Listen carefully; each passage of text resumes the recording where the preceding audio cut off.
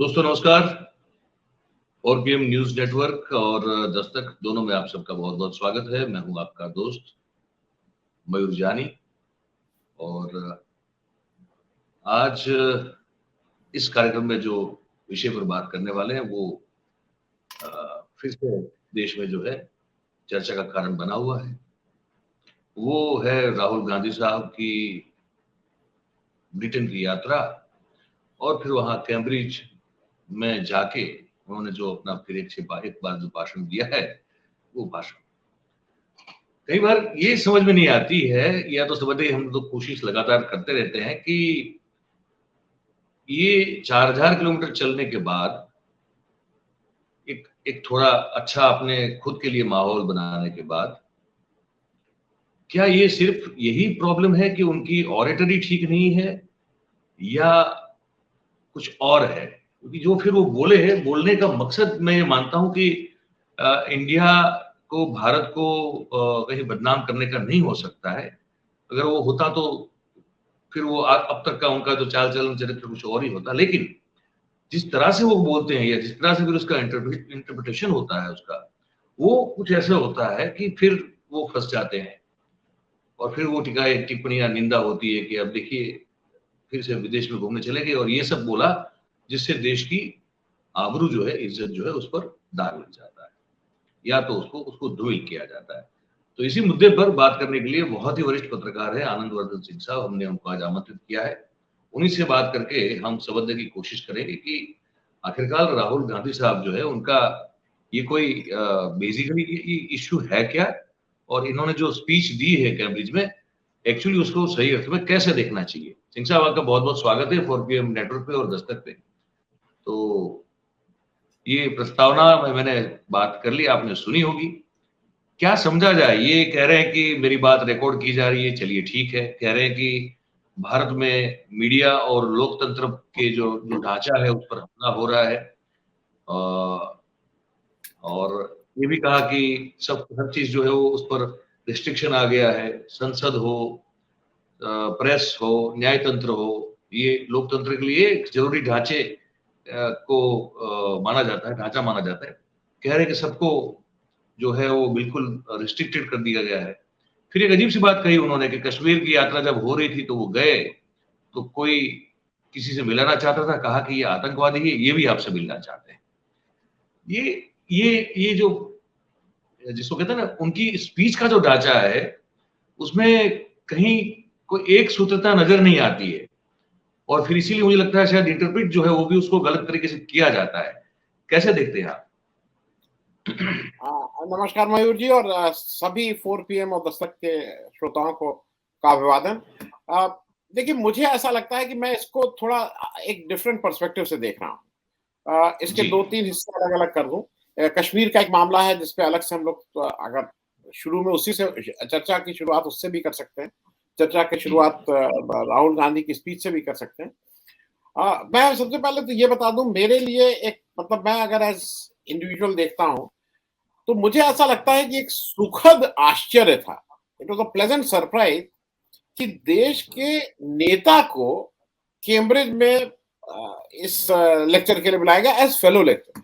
मैं ये बात इसलिए ये कह रहा हूं कि हमारे देश के बहुत से लोग रहे हैं जिन्होंने जाके विदेश में पढ़ाया है और उन्होंने नाम कमाया है इस देश के लिए, लेकिन वो प्रोफेसर रहे हैं, वो साइंटिस्ट रहे हैं, वो रिसर्चर्स रहे हैं। लेकिन देश के पॉलिटिकल लोग जो जो जो राजनीति जिनका फुल टाइम काम है, उसमें से या तो कोई अपने पद पे रहा है, जैसे बहुत से कल से आप देख रहे होंगे बहुत से लोग मोदी जी को बुलाया था, मोदी जी यूएन में बोले। मोदी जी यूएन में एज मोदी जी नहीं बोले, मोदी जी यूएन में भारत के प्रधानमंत्री के हैसियत से बोले। क्योंकि मतलब मैं बात ही स्पष्ट इसलिए करता चलूं, फिर लालू जी के लिए कहा जा रहा है वो MIT गए थे। लालू जी MIT गए थे एज रेल मंत्री। तो जिस बात को मैं शायद अंडरलाइन करना चाह रहा हूं, Modi ji in his individual capacity, उनको यूएस ने केवल वीसा डिनाई नहीं किया था, उनका B1 B2 वीसा जो पुराना था उसको रद्द किया था, ये कहते हुए कि इस व्यक्ति का रद्द इसलिए किया जा रहा है क्योंकि ये कम्युनल और क्या क्या बातें कर रहा है। तो Modi ji as an individual उस जगह ब्रैकेट होते हैं। Modi ji as prime minister, Hindustan का प्राइम मिनिस्टर कोई हो, ताकतवर, कम पढ़ा लिखा, ज्यादा पढ़ा लिखा, कम समझ वाला, ज्यादा समझ वाला, उसकी हैसियत तो अपने आप दुनिया में एक जगह, एक पेडेस्टल पे हो ही जाएगी। तो मेरे जी लिए, बिल्कुल। मैं इस तरह से देखता हूँ कि मेरे लिए it is a pleasant surprise कि अगर देश के किसी नेता को इस लायक समझा जाता है कि वो आके लोगों को पढ़ा सकता है, तो पहली पहली बात तो मैं यहाँ से स्पष्ट कर दूं, कहाँ से कैसे मैं देख रहा हूँ। जी, जी। अब दूसरी बात आती है, जो ये कहा जा रहा है, जो कल से चल रहा है, कि उनको विदेशी धरती पे जाके ये नहीं बोलना चाहिए था, कुछ इस तरह की बात देश के लोकतंत्र खतरे जी, में है। जी। ईमानदारी से मैं और आप और ये सब लोग जो पिछले कम से कम 8 साल से तो कर ही रहे थे, पिछले 2-4 साल से और ज्यादा कर रहे हैं। हम लोगों को भी अगर कोई पूछे, रात में सोते हुए भी अगर कोई जगाए और आप मुझसे पूछिए कि लोकतंत्र कितना मजबूत हो रहा है, तो हम लोग कहेंगे लोकतंत्र मजबूत नहीं हो रहा है, क्योंकि लोकतंत्र की जो इंस्टीट्यूशंस हैं, उसमें हम लोगों के नजरिए से, जो जिस चश्मे का नंबर मेरा है, उस चश्मे के जी, नंबर के हिसाब से लोकतंत्र के मूलभूत आधारभूत जो ढांचा है, जो उसकी जड़ है, उसको कहीं ना कहीं कमजोर करने का काम भारतीय जनता पार्टी की सरकार मोदी जी के नेतृत्व में कर रही है। ये बात मैं इसलिए कह रहा हूं कि आज जब आप मोदी जी संसद में खड़े होते हैं, देखिए दो चीजें हम सबको समझना होगा। एक, संविधान में 3 रोल हैं, जुडिशरी को अलग रख दीजिए, क्योंकि जुडिशरी का काम ये देखना है कि ये सब लोग ठीक से काम कर रहे हैं कि नहीं कर रहे हैं, या कहीं संविधान के काम के दायरे से बाहर तो नहीं जा रहे हैं। लेकिन उसके अलावा जी, 2 रोल है, एक एग्जीक्यूटिव का रोल है, कार्यपालिका, और एक एक विधायिका का रोल है।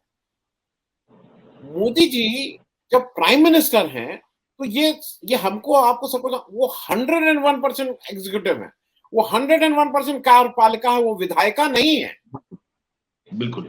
और ये बात मैं इसलिए समझाने की कोशिश कर रहा हूं कि जब जो कार्यपालिका है, उसका किसी पार्टी से मतलब नहीं होता है।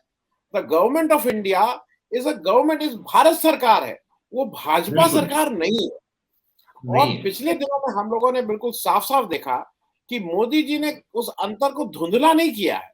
अब वो पूरी तरह से खत्म कर भाजपा दिया। सरकार के प्रधानमंत्री हो गए। वो खत्म कर दिया क्योंकि सर, वो पूरा मामला। क्योंकि मयूर जी, मुझे मुझे ये दुःख होता है, जब वो संसद में खड़े होके, वो संसद सदस्य, देखिए 2 तरह के होते हैं। आप संसद में अगर आप देखिए, बहुत से लोग बोलते हैं, तो जो जो पुराने जो लोग जिसको कहते हैं दस्तावेज निकालें, तो वो लोग बोलते हैं ना कि एक्सीलेंट स्पीच इन पार्लियामेंट। तो वो पार्लियामेंट की डिबेट की बात कर रहे होते हैं। उस समय वो कोई मंच पे खड़े होके भाजपा का चुनाव प्रचार का भाषण, या कांग्रेस का, या सोशलिस्ट पार्टी का, या कम्युनिस्ट पार्टी का चुनाव प्रचार का भाषण ये लोग नहीं दे रहे होते हैं, जिनके नाम इस तरह से लिए जाते हैं। और उसमें मैं इनकी पार्टी के अटल बिहारी वाजपेयी का नाम ले रहा हूं। लेकिन जब जी, मोदी जी बोलते हैं, तो वो कभी भी आज तक मुझे एज भारत सरकार के प्रधानमंत्री बोलते हुए नहीं लगे। वो हरदम संसद के अंदर और बाहर तो बोलते ही हैं, अंदर भी वो एक चुनावी, क्योंकि आदत पड़ गई है ना कि वो चुनाव के ही उसमें माइंडसेट में रहते हैं, और संसद के अंदर भी वो चुनावी भाषण देते रहते हैं। तो अब पहली चीज तो ये हो गई। अब हुआ क्या है कि इन सब लोगों को ये लगता है कि ये केवल हरदम चुनाव की बात करते रहते हैं, जैसा खुद सोचते हैं। मेरे हिसाब से अगर मैं या आप, आज दुनिया एक है, मैं अगर यहाँ पे मैं और आप ये कहूं कि भाई यहाँ पे ईडी और सीबीआई और इस तरह की संस्थाएं जो हैं, वो हमारे लोकतंत्र को कमजोर कर रही है, क्योंकि उनका मिसयूज हो रहा है। और अगर हम लोग बहुत छोटे आदमी हैं, हम और आप बहुत छोटे आदमी हैं, हमारी कोई गिनती ही नहीं है। लेकिन यही अगर आप यूएसए में जाएं, आप जापान गए थे, वहां जाएं, और अगर आपसे कोई ये सवाल जवाब करे, और अगर आप वहां जवाब दें नहीं नहीं नहीं हमारी ईडी बात थी, वो बिल्कुल उसमें सरकार, तो आपको एक हिंदी का खराब शब्द होता है, वो शब्द यूज नहीं करूंगा, वो कहा जाएगा। यू कैनॉट चेंज योर, आप आपकी आप अपने स्टैंड को कैसे चेंज कर सकते हैं? अगर मैं आपके सामने यहाँ बैठ के काला हूं, तो आप विदेश में जाके कहेंगे कि नहीं नहीं नहीं, आनंद वर्धन सिंह जो है बड़े गोरे हैं। अरे भाई, अगर मैं खराब काम कर रहा हूं, तो मैं यहाँ भी खराब काम कर रहा हूं, आपसे वहां कोई पूछेगा, वहां भी खराब काम कर रहा हूं। ये कोई ये एक बेमानी बात है, नंबर 1। नंबर 2, जिस तरह की इन लोग बात कर रहे हैं, विदेशी धरती पे, विदेशी धरती पे, विदेशी धरती पे, मोदी जी ने जाके क्या कहा था? उन्होंने कहा था कि चीन में जाके कहा था कि हमारे देशवासियों को शर्म आती थी इस देश में जन्म लेने से 2014 में। ये उनकी वो है भाई। ये राहुल गांधी के शब्द नहीं।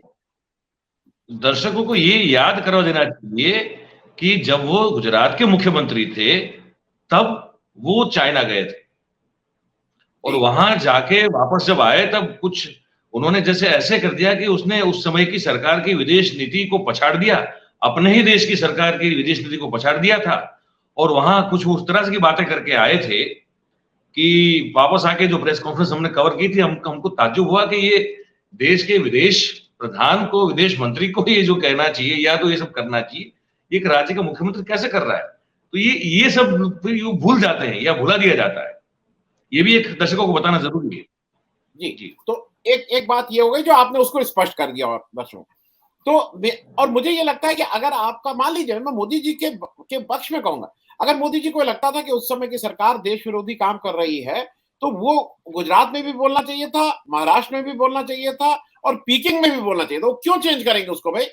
ये तो गलत बात होगी अगर वो वहां जाके कहने लगे नहीं नहीं। ये खैर, मैं थोड़ा कश्मीर वाले पे मैं फिर से वापस इस पे आ जाऊंगा। आप प्रश्न पूछ लीजिएगा मुझे, मतलब मुझे उस दायरे में रख लीजिएगा क्योंकि थोड़ा मुझे लगता है मुझे हमें और आपके मिलके एक कार्यक्रम हमारी और आपकी कश्मीर यात्रा पे कर लेना चाहिए ताकि बहुत लेट हो जाए उससे पहले। मुझे लगता है जरूर एक कार्यक्रम करना चाहिए। आपने कैसे देखा कश्मीर को? मैंने देखा, हम दोनों वहां पे जाके आए हैं पिछले महीने। I think we should do one program on that also.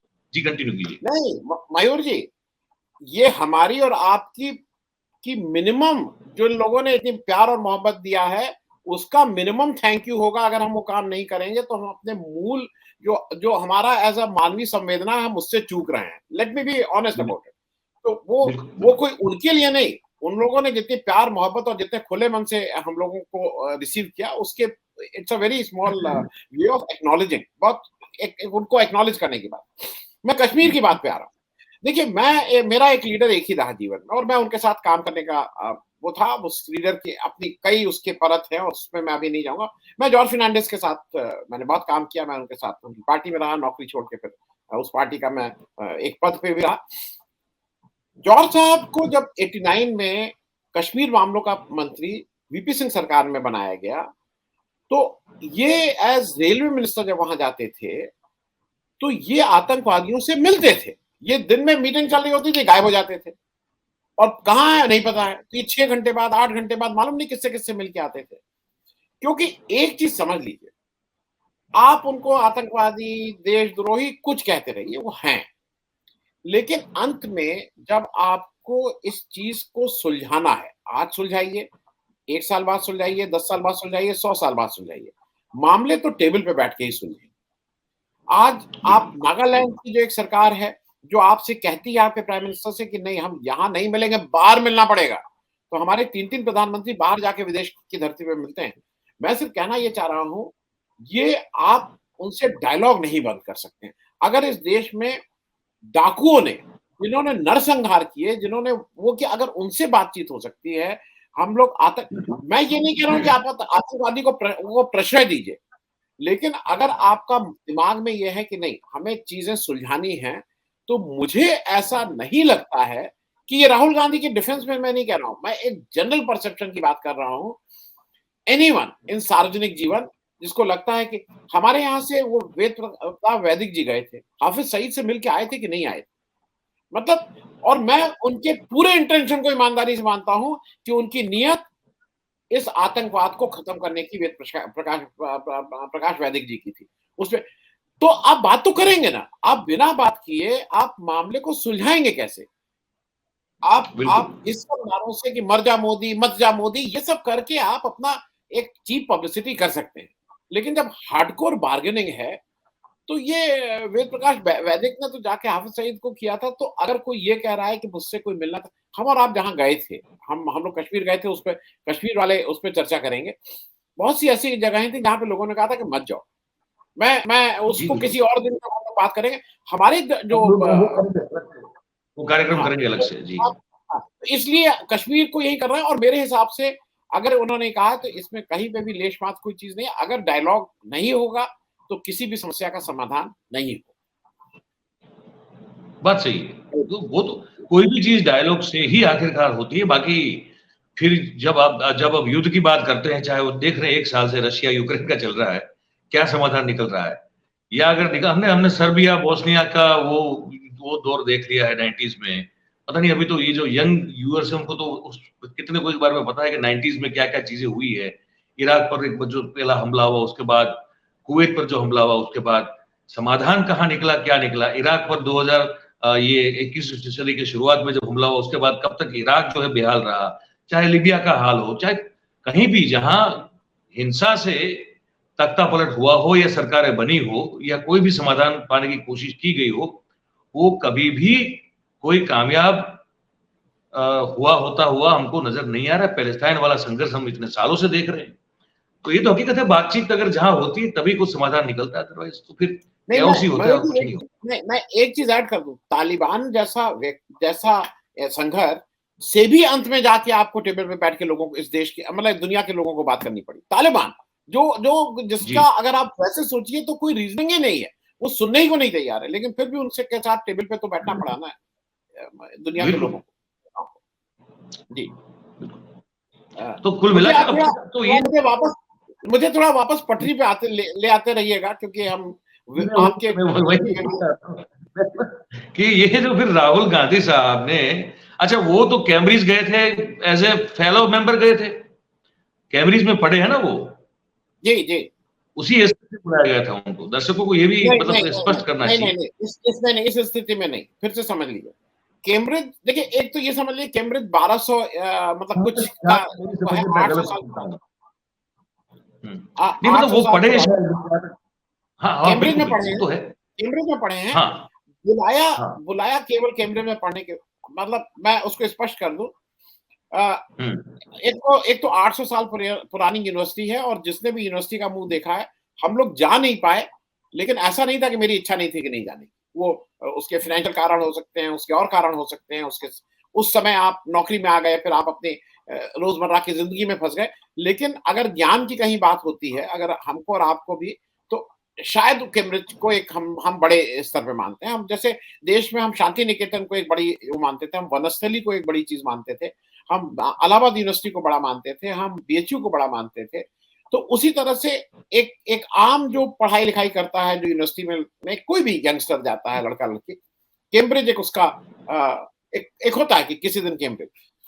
मेरा कहना यह है कि कैम्ब्रिज ने उनको बुलाया था एज अ गेस्ट लेक्चर, नहीं एज अ फेलो लेक्चर, और वो जाके फेलो, और वो मेरा कहना यह है कि ये एक, अगर आप समझिए और वो करिए तो बड़ी बात है, क्योंकि वो किसी पद पे नहीं है।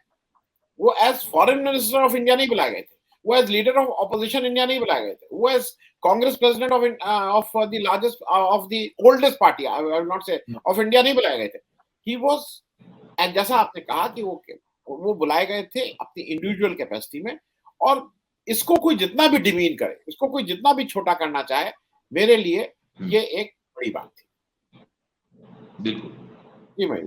पर यहाँ फिर जाके वही मुझे मेरा जो सवाल का एक जो देखने का नजरिया है, जो मैं आपको और ज्यादा स्पेसिफिकली बताने की कोशिश करता हूँ, ये कि ये जिस तरह से वो भाषण देते हैं, मतलब जब वो स्पीच देते हैं, तो हमने भी सैकड़ों बार देखा है, वहां जो है ना वो एक सूत्रता, या जिसको कहना ना कि उसकी इम्पैक्ट ऑफ योर स्पीच जो होनी चाहिए वो कम हो जाती है, और कहीं ना कहीं ये देखने को मिलता है कि कुछ ऐसा मौका वो दे देते हैं, the way he delivers his speech, कि जिससे चीजें जो है उससे कुछ अलग नजर आती है, या अलग नजर आए ऐसा दिखाया जा सकता है। ये मानते हैं कि ये फ्लो है उनमें?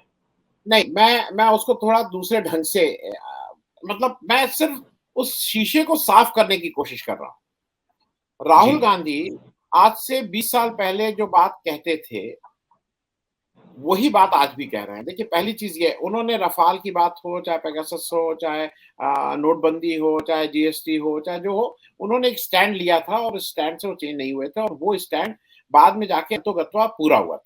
नंबर 1। नंबर 2, एक समय ऐसा था कि जो भी इसको आप उनका इफेक्टिव सोशल मीडिया का कह लें, बीजेपी का, जो इधर से आलू डालो उधर से सोना निकलेगा, ये पूरी बात जो प्रधानमंत्री हमारे नरेंद्र मोदी जी की थी, उसको बहुत ये उनकी थी। सक्सेसफुली, हाँ, पूरी मैं पूरी सुना तरह था। से उसको उसको पूरी तरह से सक्सेसफुली सफलता पूर्वक राहुल गांधी जी के मुंह में लगा दिया गया, चिपका दिया गया, और आज एक बड़ी जनरेशन कन्विंस्ड है कि राहुल गांधी ने कहा। नंबर एक। नंबर दो, राहुल गांधी की बात जो वो कर रहे हैं, थोड़ा मुझे ऐसा लगता है कि उसको एक शायद, और जो जैसे मैं समझ रहा हूं, हो सकता है हम और आप तो अटकल लगा रहे हैं ना, हमें ऐसा, मुझे ऐसा लगता है कि वो बार बार एक बात कह रहे हैं इधर, वो विचारधारा की बात कर रहे हैं। वो हिंदुस्तान में अपनी पार्टी की बात नहीं कर रहे हैं, वो कह रहे हैं कि लोकतंत्र खतरे में है।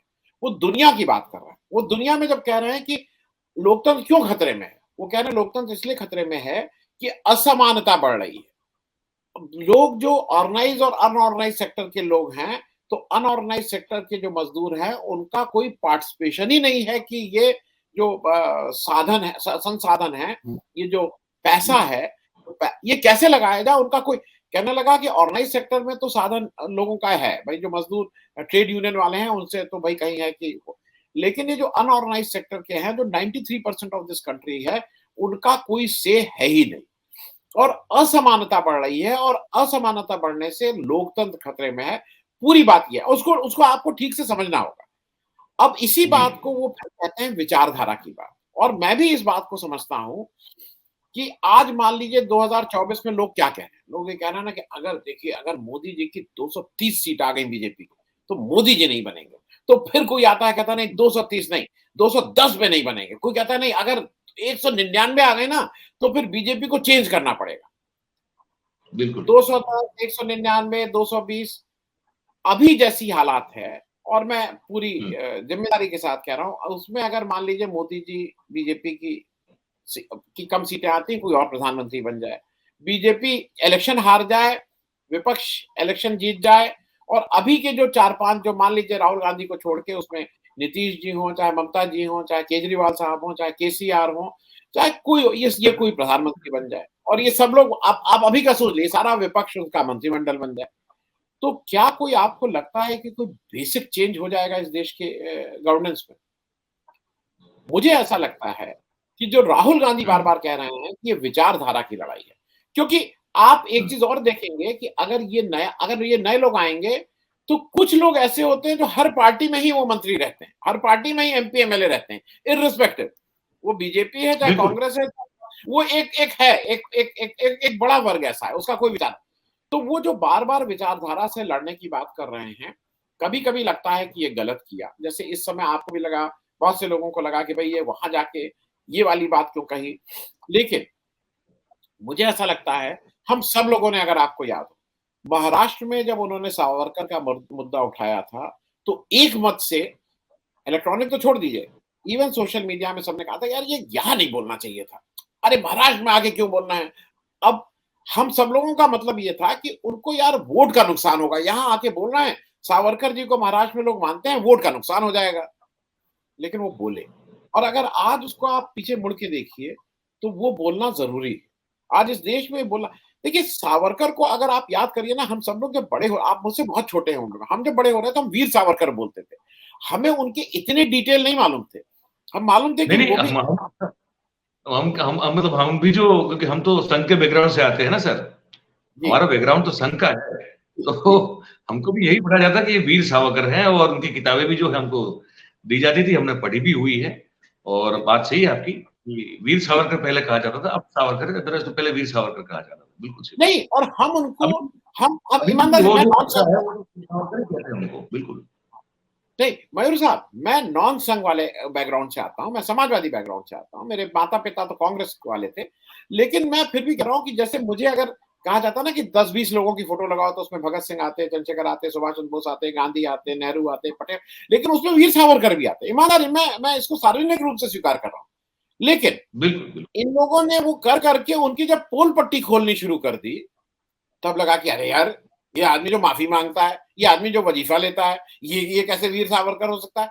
तो मेरा कहना ये है कि अगर अगर उनकी जो लड़ाई वो इंग्लैंड में की है, और ये मालूम नहीं कितने लोगों को पता है, मैं उस आदमी को वो भूल रहा हूँ। पॉलिटिकल गुरु जो थे सावरकर के, जिनकी उन्होंने जीवनी लिखी मराठी में, वो इटालियन थे। He was a Italian political, मैं नाम अभी उस नाम असल में क्या है, इटली के नाम थोड़ा याद रखना मुश्किल होता है। हम लोग हाँ, हाँ, हाँ, उल्टा-पुल्टा वो नाम अभी याद आएगा, वो आ जाएगा, जिनकी उन्होंने जीवनी मराठी में लिखी। कहना सिर्फ मैं ये चाह रहा हूँ कि आज राहुल गांधी बिल्कुल स्पष्ट है। वो एक विचारधारा की बात कर रहे हैं, विचारधारा की लड़ाई की बात कर रहे हैं। वो बात कर रहे हैं हुँ, कि जो हिंदू-मुस्लिम हो रहा है इस देश में, वो बात कर रहे हैं, जो असंगठित क्षेत्र है और जो असमानता इस देश में फैल रही है, उसकी बात कर रहे हैं। और उसकी बात बिल्कुल। अगर कोई करता है तो शायद इलेक्शन उस सारी प्रक्रिया में एक छोटा वो होता है। शायद 5 साल, 2 साल, 4 साल। और एक बात मैं और कहूँगा, एक बात मैं इसलिए आपसे कहूँगा कि जैसे लोगों का हुँ, कहना है ना कि वो ज़रा भाषण में कमज़ोर हैं, बिल्कुल कमज़ोर हैं।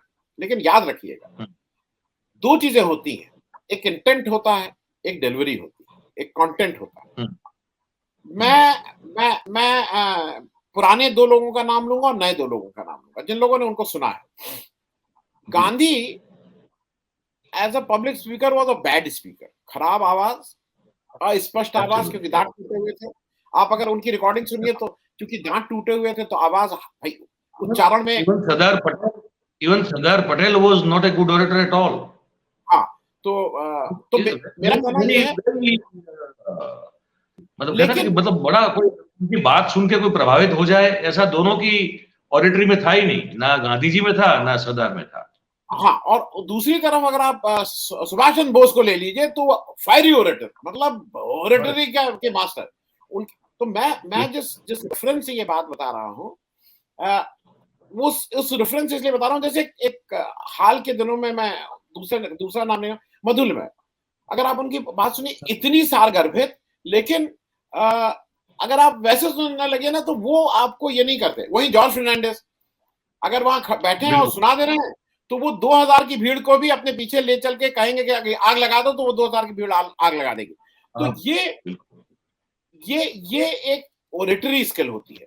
मोदी जी की oratory skill 101%, there is no doubt about it. वो जो मर जा मोदी, मत जा मोदी, ये सब वो जो बातें करते हैं, ये सब ठीक है। लेकिन कंटेंट की जब बात है, जब इंटेंशन की बात है, जब विचारधारा की बात है, वहां पे लोगों का उनके ऊपर विश्वास नहीं होता है। तो उस स्कोर पे राहुल गांधी, मैं बिल्कुल मानता हूं कि एज अ ओरेटर पहले से इंप्रूव हुए हैं, क्योंकि अब वो ठहर के बोलने लगे हैं। पहले अगर याद हो जल्दी जल्दी बोलते थे, अब वो ठहर के बोल रहे हैं। लेकिन ओरेटरी स्किल में मोदी जी और उनका कोई कंपैरिजन नहीं। Modi ji is way ahead of Rahul Gandhi. Content में मोदी जी के पास कोई कंटेंट जी, सॉरी।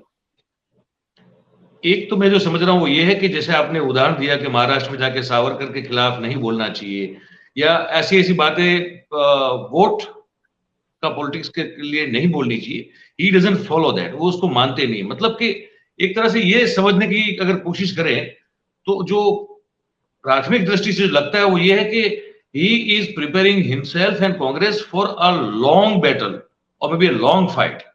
कि सिर्फ वोट की पॉलिटिक्स पर जो है लोगों को पोलराइज करके या उनको खुश करके तुरंत जीतने से अच्छा है कि यही विचारधारा को पकड़ो और उसको लेकर लगातार चलो। जब लोग इसके साथ चलना शुरू हो जाएंगे थक हार के, उसके बाद फिर जो एक आइडियोलॉजी वाली सरकार बनेगी वो फिर लंबे अरसे के लिए बनेगी। शायद ये सोच उनकी हो सकती है, मुझे ये लगता है। अदरवाइज तो फिर आजकल तो पॉपुलिस्ट पॉलिटिक्स ही सब कर रहे हैं। अगर ये नहीं कर रहे तो इसका मतलब ये निकलता है फिर। हाँ, मतलब मयूर जी, जो मुझे लगता है ना कि जब इतिहास लिखा जाता है तो ये 2, 4, 5, 10 साल का कोई अहमियत नहीं रह जाती। गांधी जी भी 10 साल उन्होंने अपने आंदोलन को सस्पेंड किया था, 20 से 30, मतलब नमक आंदोलन तक। और उस समय वो केवल समाज के जागरण, जन जागरण का काम, समाज सुधारने का, उस पे लग गए थे। तो हम्म, मुझे मुझे ऐसा लगता है कि देखिए, एक चीज अगर कोई कुछ कहे, ये बिल्कुल स्पष्ट है कि राहुल गांधी को अगर कैबिनेट मंत्री, सबसे ताकतवर, कुछ अगर प्रधानमंत्री भी बनना होता, अगर वो जिद कर दिए होते उस दिन, तो 2004-2009 में वो कभी भी इस देश के प्रधानमंत्री, वो चलती 2 दिन, 1 दिन, उस दूसरे दिन टूट जाती, लेकिन वो बन सकते थे, इसमें कहीं कोई दो राय नहीं है। लेकिन मुझे ऐसा लगता है कि उनको और हमको और आपको भी, देखिए मयूर साहब, हमको और आपको एक बार ये समझना है, मुझे कभी कभी ईमानदारी से बताऊं, जब मैं दफ्तर में, अपने जो लड़का चाय बनाता है दफ्तर के, भाग दौड़ का काम करता है, उसकी जो तनख्वाह है, उस तनख्वाह में उसका कैसे घर चलता है मुझे नहीं मालूम। और बिल्कुल। ये व्यवस्था अगर और दिन चलती रहेगी, तो मुझे आने वाला समय ऐसा है कि कई जगह, अब अगर आप देखें ना, धीरूभाई अंबानी को जेड प्लस सिक्योरिटी विदेश में भी चाहिए। जी। ये तो पहले टाटा बिरला को तो ये खतरा नहीं होता था। ये क्यों खतरा हो रहा है? क्योंकि असमानता है। आपके और दूसरे, अगर आप अपने घर में जो बिजली का बिल दे रहे हैं, वो शायद छोटे-मोटे किसी सिटी के बिजली बिल से ज़्यादा दे रहे हैं, तो असमानता है।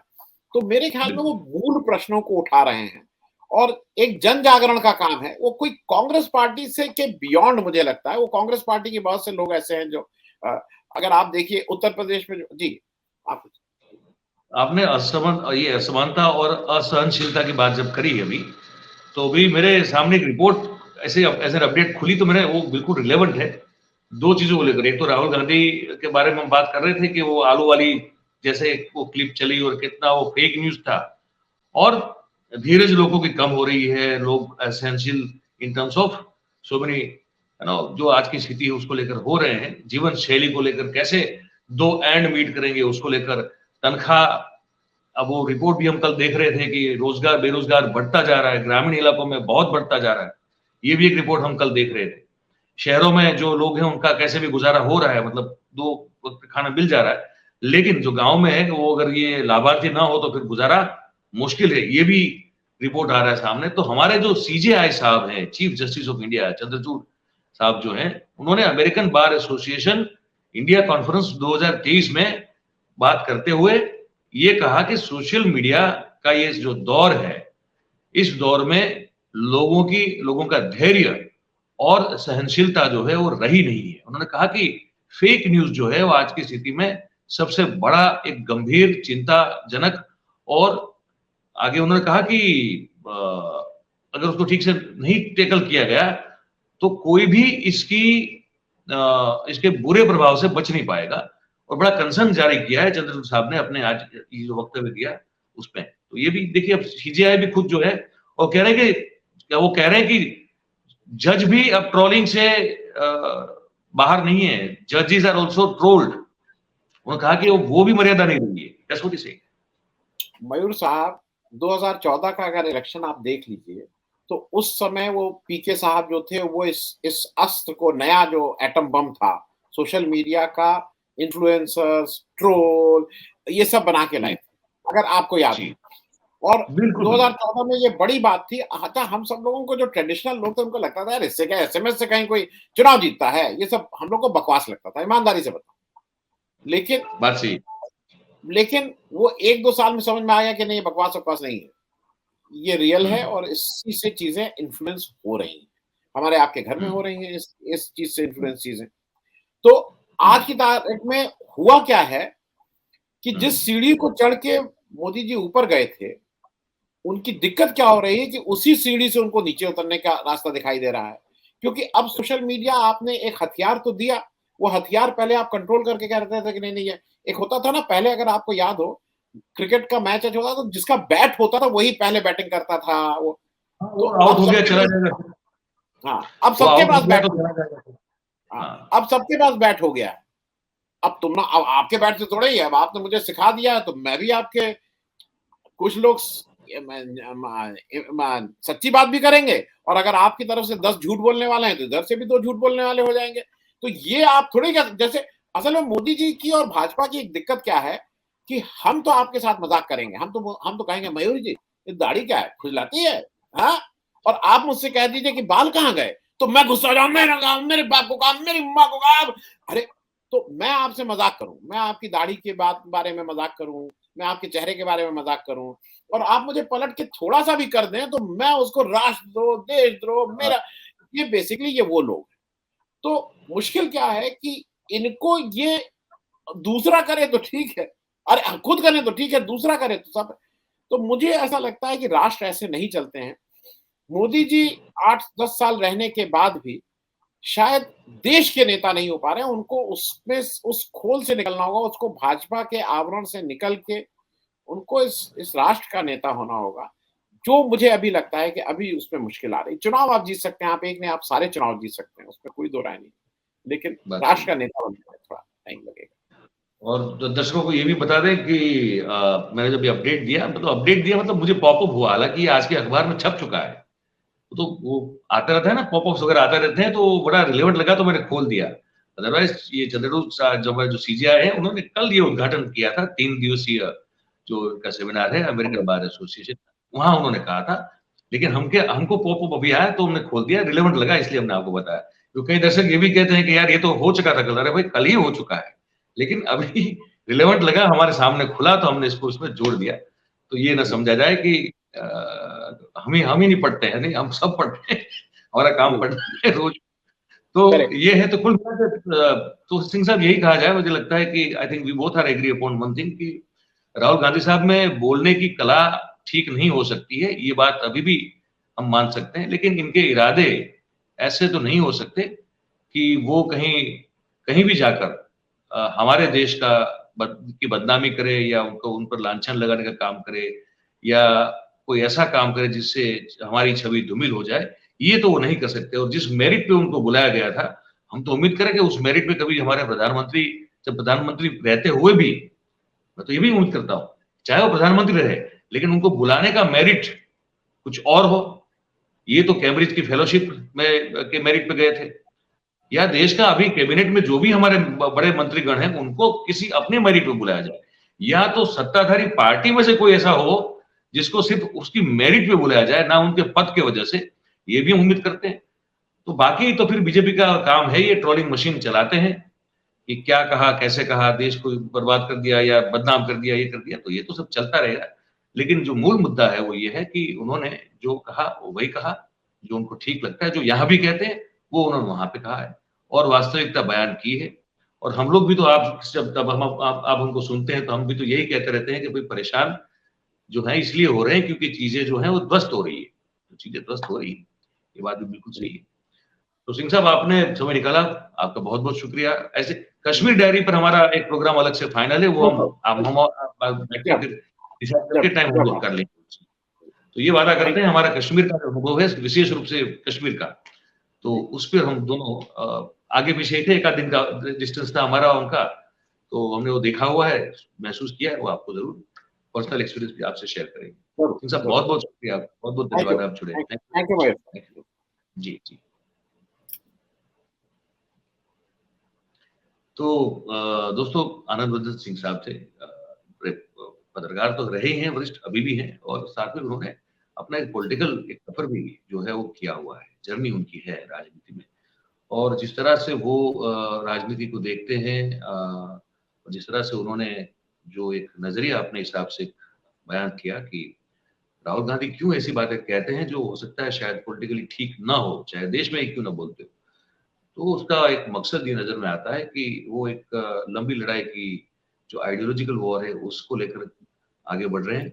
शॉर्ट टर्म गोल्स या शॉर्ट टर्म बेनिफिट्स जो है पॉलिटिकली वो शायद उनको नहीं चाहिए, और इसीलिए ये लगता है कि उनके शायद एडवाइजर भी ये कहते होंगे कि आप वहां जाके ये मत बोलिए या यहाँ जाके ये मत बोलिए, लेकिन वो उस पथ पर चल रहे हैं। कितना इफेक्टिव होगा, कितना प्रभावी होगा आने वाले दिनों में, अब ये वक्त किसी और कोई बता नहीं सकता है, लेकिन उनकी जो मंशा है वो ये लगती है। इसीलिए फिर इस तरह से लगातार मतलब राह देख के बैठना, और कुछ भी अगर वो बोल दें तो सीधा उन पर टूट पड़ना और उनके लिए अनाप शनाप कुछ भी बोल देना, ये भारतीय जनता पार्टी के जो बड़े बड़े नेता हैं उनको एक्चुअली शोभा नहीं देता है।